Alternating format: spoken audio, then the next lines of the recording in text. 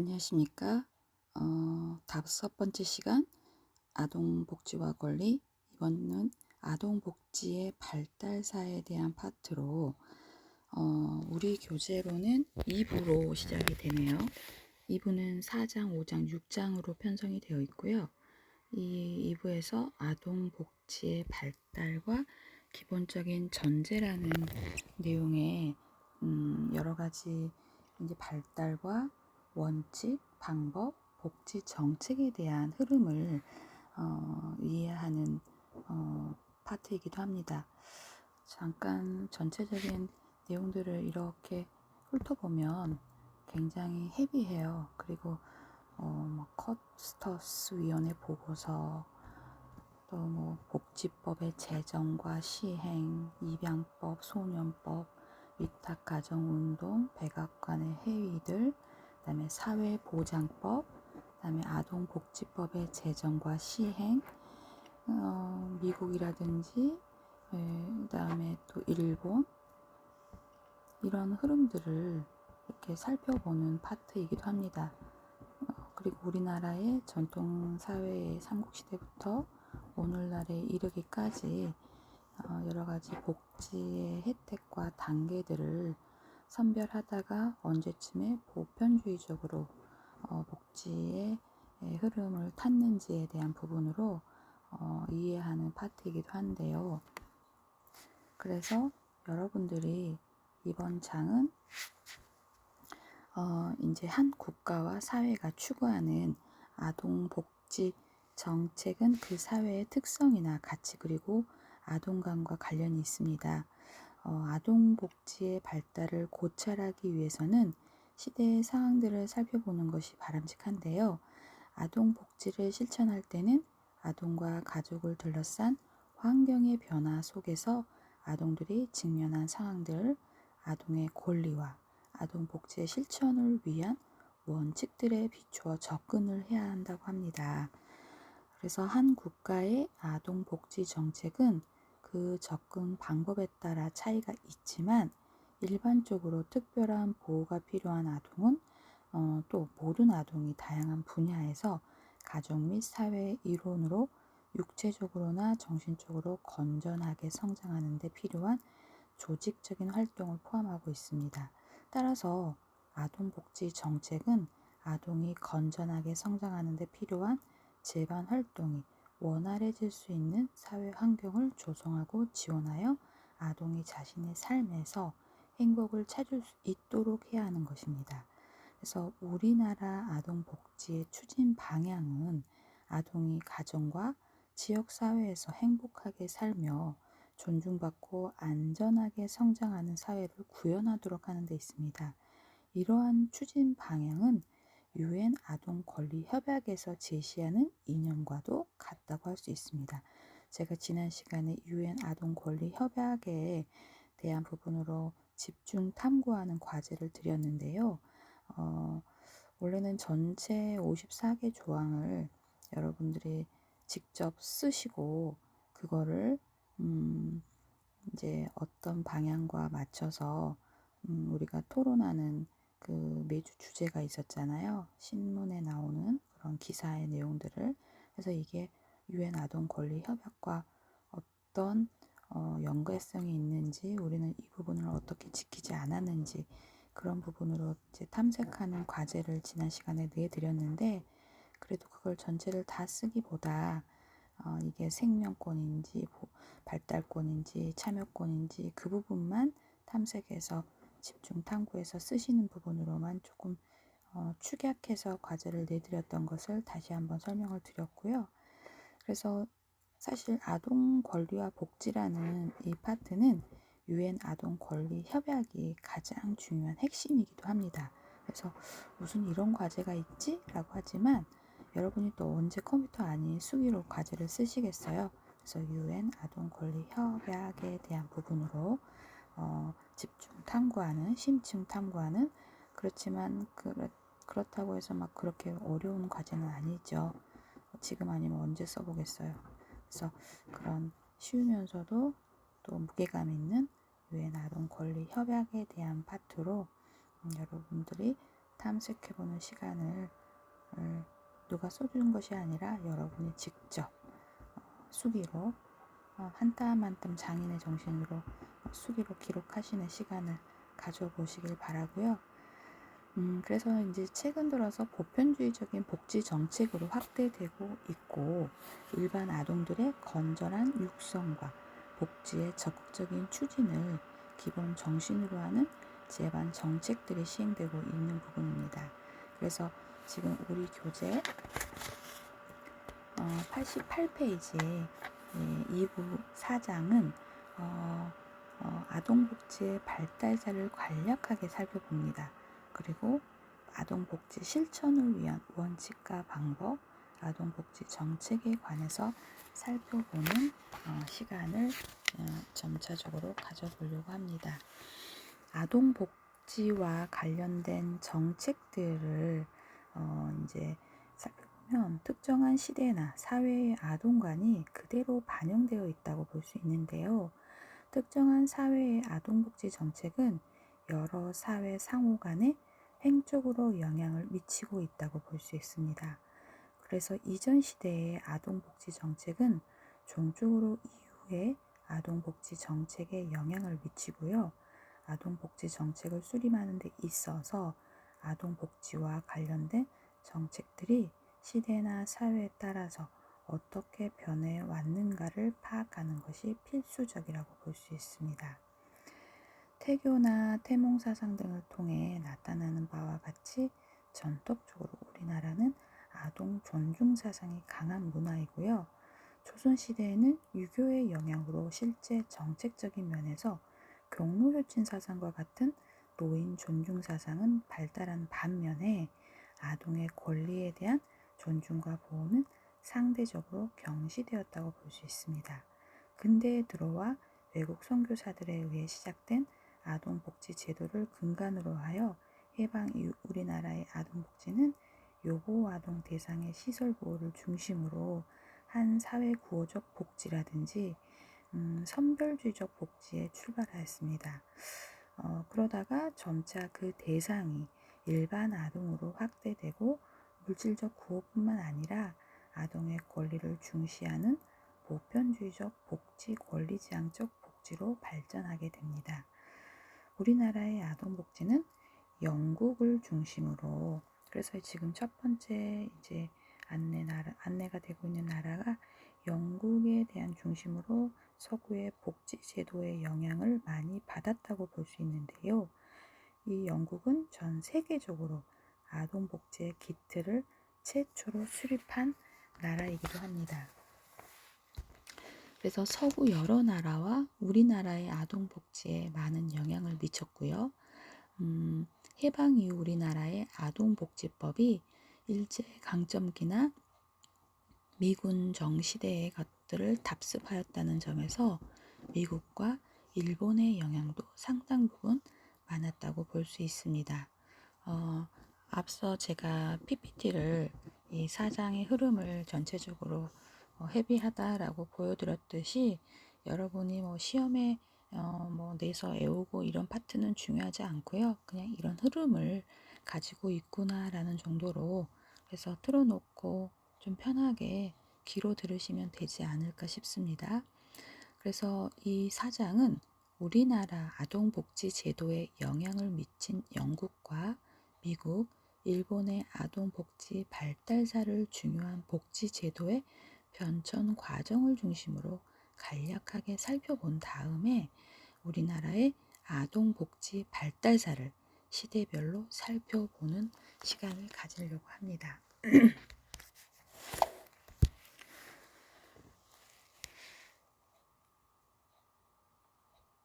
그래서 외국의 아동복지 발달사에서 영국과 일본을 좀 살펴보는 시간이고요. 영국은 전 세계적으로 아동복지를 위한 기틀을 가장 먼저 수립한 나라이기도 합니다. 그래서 영국의 아동복지는 산업혁명이 중요한 분기점이 되었다고 볼 수 있고요. 이후 서구의 미국이라든지 이런 세계 여러 나라의 복지에 큰 영향을 미치게 됩니다. 또한 동양권 가운데서도 일본의 아동복지제도는 일제 강점기를 거치면서 우리나라의 아동복지제도에 영향을 미쳤다고 볼 수 있습니다. 영국의 아동복지 발달사를 먼저 살펴보면은요, 영국 아동복지의 엘리자베스 빈민법, 그 다음에 개정 빈민법, 그 다음에 공장법의 제정, 커티스 위원회 보고서 등을 중요한 분기점으로 하여서 초기에는 빈민 아동을 위한 사회 구호적 복지, 요보 대상 아동을 위한 선별적 복지가 주를 이루다가 점차 보편주의적, 권리지향적 복지로 발전하게 됩니다. 특히 영국에서는 산업혁명으로 인해 사회적 약자에 대한 보호 등 여러 가지 사회 문제가 제기되고 그 결과 아동복지 제도가 다른 나라들에 비해 이른 시기에 발달을 하게 됩니다. 영국 엘리자베스 빈민법과 개정 빈민법을 앞서 잠깐 나열해 드렸는데요. 엘리자베스 빈민법에 대한 부분으로 영국의 아동복지도 가장 먼저 빈곤의 문제를 해결하고자 하는 사회 구호적 복지에서 출발을 하게 됩니다. 빈민에 대한 태도는 시대별로 국가별로 상이하여서 어떤 경우는 상당히 엄격한 반면 또 어떤 경우에는 상당히 관대한 태도를 보이기도 하였습니다. 17세기 초반에 영국에서는 빈민들의 노동을 통해 구제하는 것이 합당하다고 생각을 하였는데요. 이를 반영하는 대표적인 법안이 이제 17세기 되겠네요.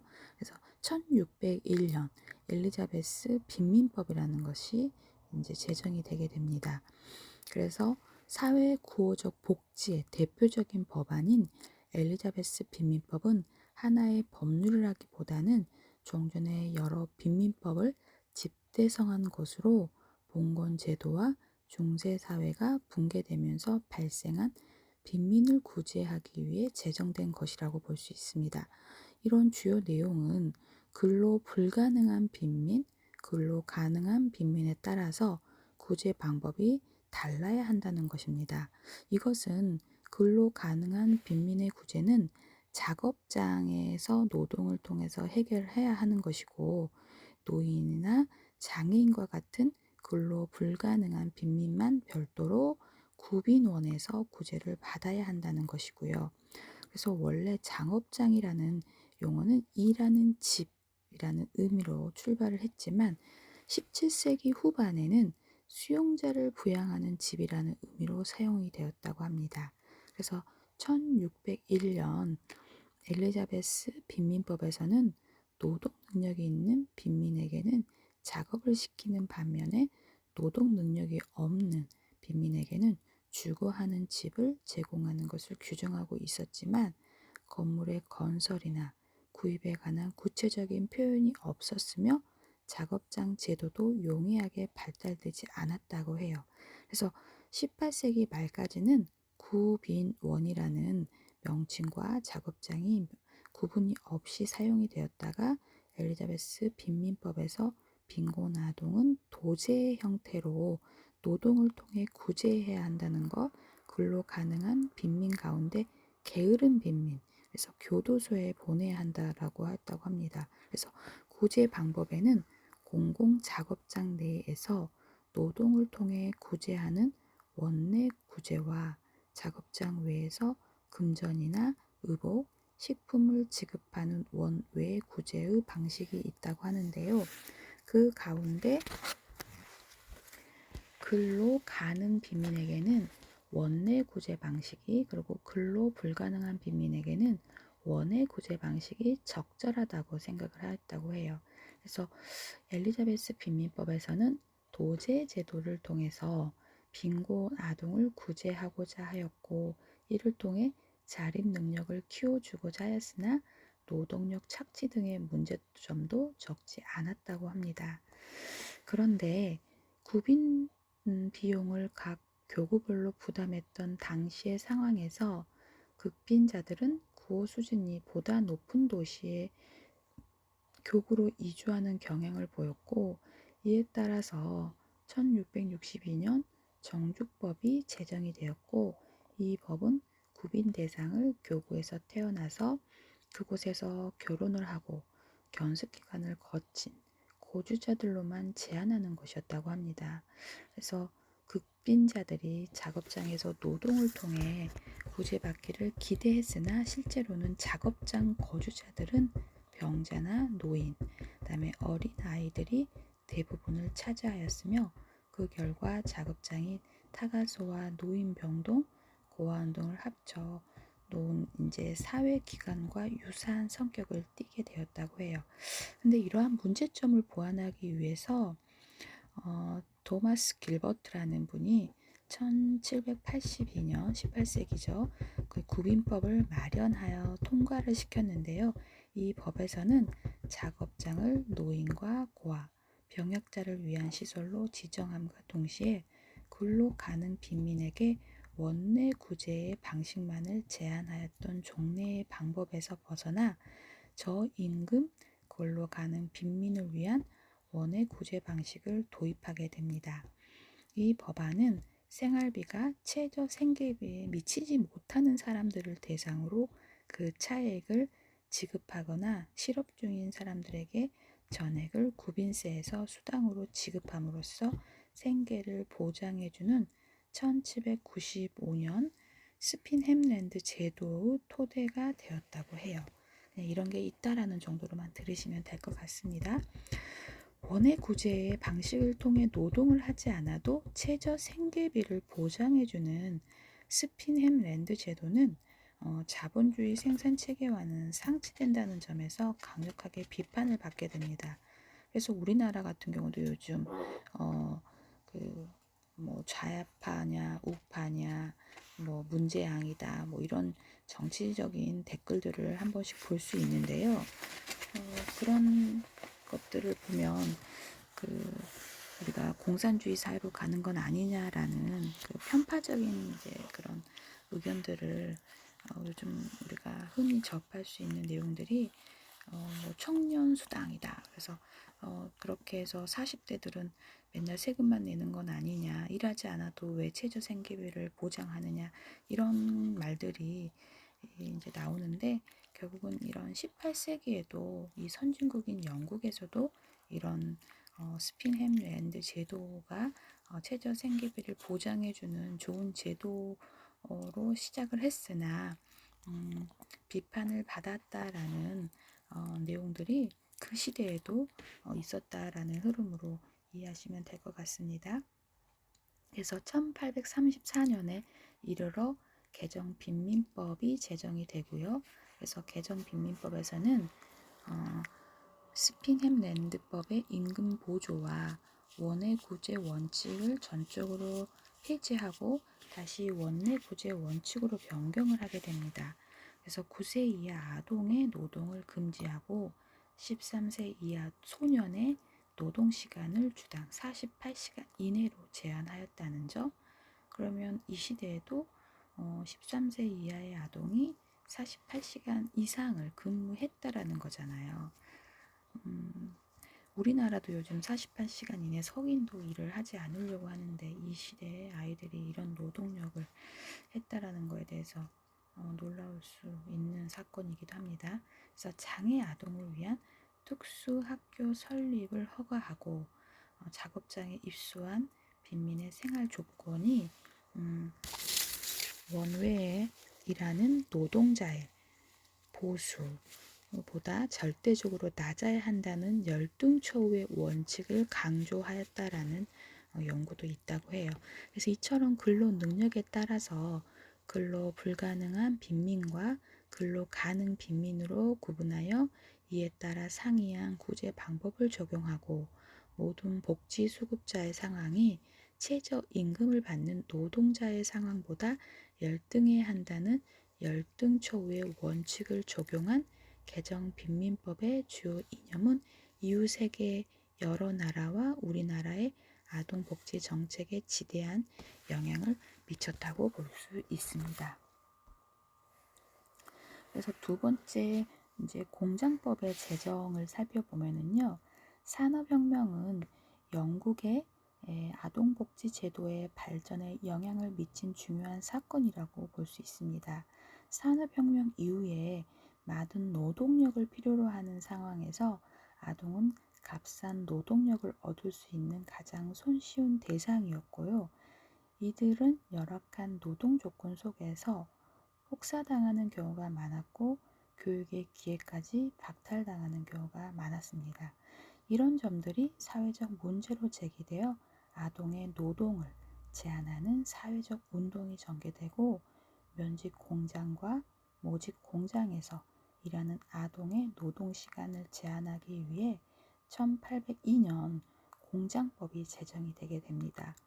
이 법은 9살에서 13살의 아동은 하루 최대 8시간, 그다음에 14살에서 18살의 아동도 하루 12시간 이상을 초과하여 일할 수 없다라는 내용이고요.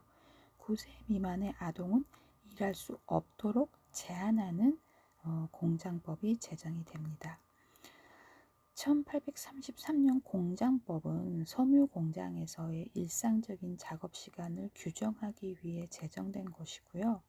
1시간의 점심시간을 포함하여 9살에서 13살의 아동은 하루 최대 8시간, 14살에서 18살의 아동은 하루 최대 12시간 이상을 초과하여 일할 수 없도록 제한하였고 9살에서 13살의 아동은 매일 2시간씩 교육을 받도록 규정하고 이 법의 시행을 위해 감독관제를 도입하게 됩니다. 그래서 1847년 공장법에서는 영국의 모든 공장에서 일하는 여성과 아동의 노동시간을 하루 10시간으로 제한하였다는 점입니다. 이 시기에 아동시설의 참혹상과 집단 수용시설의 높은 사망률이 사회적 문제로 대두되면서 성인과 아동을 혼합 수용하던 기존의 시설은 아동만을 분리 수용하는 아동 전용 시설로 발전하게 되었다는 점입니다. 커티스 위원회 보고서를 앞서 설명을 잠깐 드렸는데요. 이 커티스 위원회 보고서는 19세기 중반에 이르기까지 영국의 아동 복지의 근간을 이루었던 빈민법이라고 볼 수 있습니다.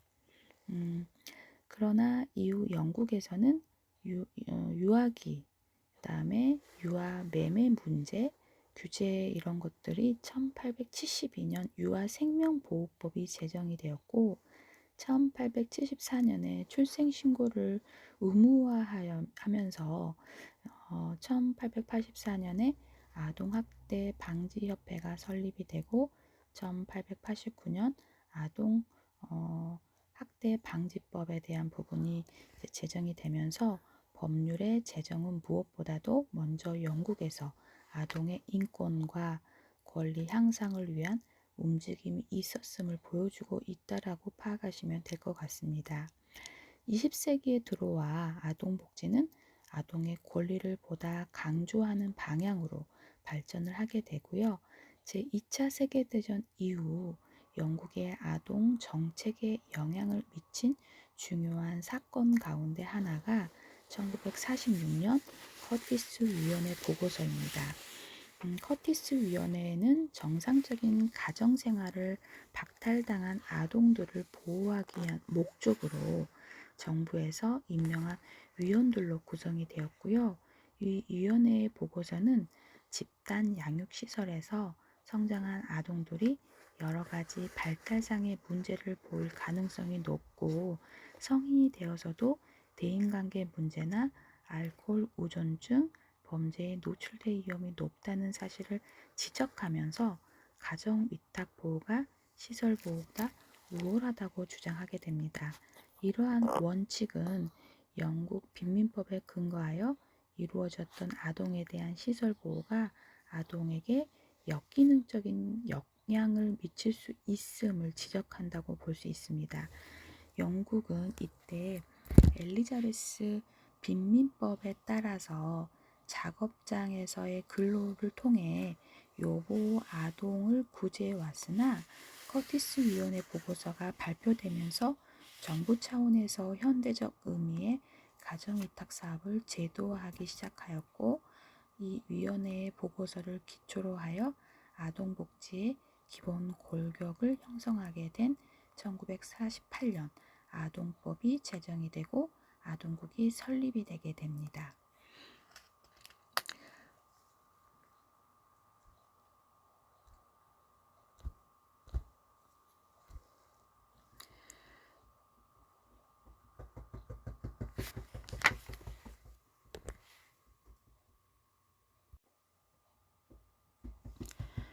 네 번째로 다양한 아동복지법의 제정과 시행 파트로 영국은 1870년 세계 최초로 5세부터 초등 의무교육을 실시하였다고 합니다. 그래서 1974년 모든 아동을 대상으로 아동수당을 제정을 하였고요. 이는 요보 아동이나 빈곤 아동만이 아닌 모든 아동을 대상으로 했다는 점에서 보편주의적 복지 이념을 반영한다고 볼 수 있습니다. 그래서 1989년에는 지금까지 분산되어 있던 아동보호와 지원관련법을 하나로 모은 영국 아동법이 입법화되고 1991년 그 효력이 발생이 됩니다. 1989년 아동법은 UN 아동권리협약의 원칙에 근거한 것인데요. 그 주요 내용은 부모가 자녀 양육에 1차적 책임을 지며 법원이나 지방정부에서 아동보호를 담당하는 경우는 아동의 이익을 우선적으로 고려해야 하며 아동의 의견이 존중되고 아동의 미래에 대한 의사결정에 참여할 수 있어야 하고, 또 가정을 떠나서 양육될 경우 지방정부는 시설이 아닌 대리가정에서 보호를 받을 수 있도록 해야 한다는 것입니다. 또한 자녀 양육에서 부모의 역할을 중시하여서 1991년에는 부모 헌장을 제정함으로써 부모의 책임을 명시하고 1992년에 고등교육법에서 학교의 부모교육 과정을 개설하는 것을 권고하게 됩니다. 1994년에는 국립성인평생교육연구소를 통해 부모교육 지침서를 발간하였고요. 1997년에 슈어스타트 정책을 시행하면서 이 저소득층 아동과 부모를 대상으로 아동에게는 보육과 교육 서비스를, 부모에게는 일과 자녀 양육을 동시에 할 수 있도록 지원하는 제도가 만들어졌다고 해요.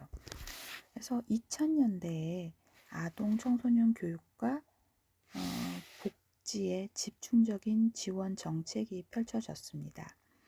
2004년도에 아동 청소년의 교육과 복지에 집중적인 지원 정책이 펼쳐졌고, 2004년에 1989년 제정된 아동법이 전면 개정이 되면서 2000년 빅토리아 클린비가 학대당해 사망한 사건으로 인해 기존 아동보호 제도의 한계를 인식하고